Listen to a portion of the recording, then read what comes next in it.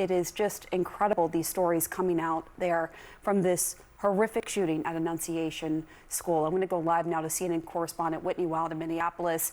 And Whitney, you just think about these young victims and what they have to go through now as they process what they went through, right? I mean, no one should have to experience that. And then at the same time, there are still victims in the hospital, and we know 2 children died as well. What more can you tell us about the victims?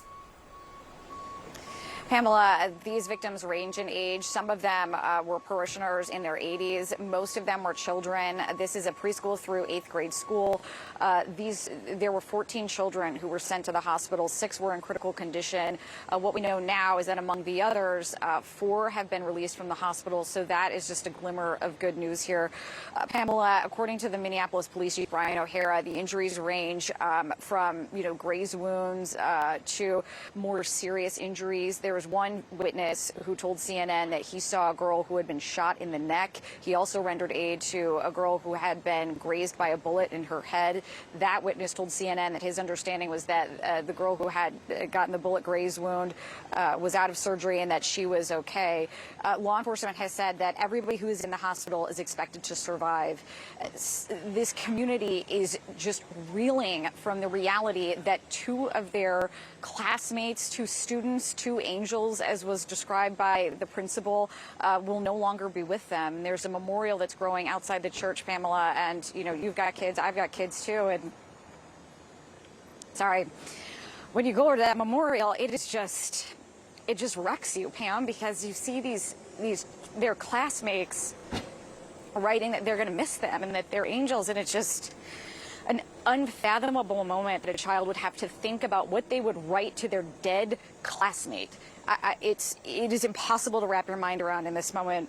Let me bring you now up to speed on the investigation. Sorry. Police have. Sorry. It's incredibly hard. Kids who go to Catholic school too, and this one is.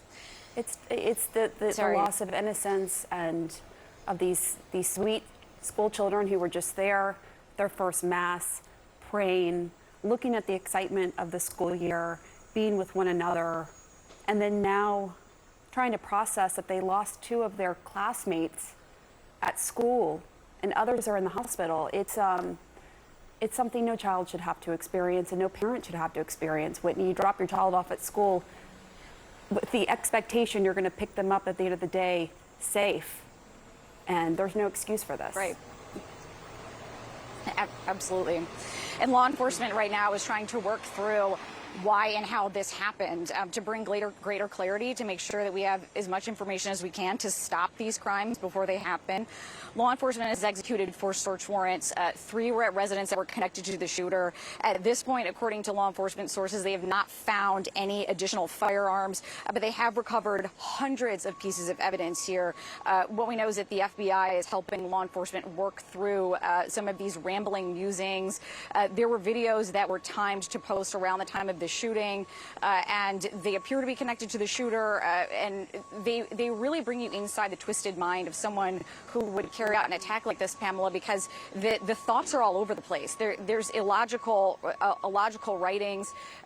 Some of the information suggested an anti-Semitic, anti-Black, anti-religious sentiments. There were, other things written on the magazines like "Kill Donald Trump." At this point, law enforcement is reluctant to define specifically a motive, but they are working through an immense volume of evidence here, Pamela. Yeah, and actually later in the show, we're going to be interviewing the police chief as well. So we hope to learn more, but it is just clearly an act of cruelty, and there is no excuse as police search for a motive. Nothing could ever explain an unspeakable tragedy like this. And Whitney Wild, we appreciate your heartfelt reporting. Thank you so much.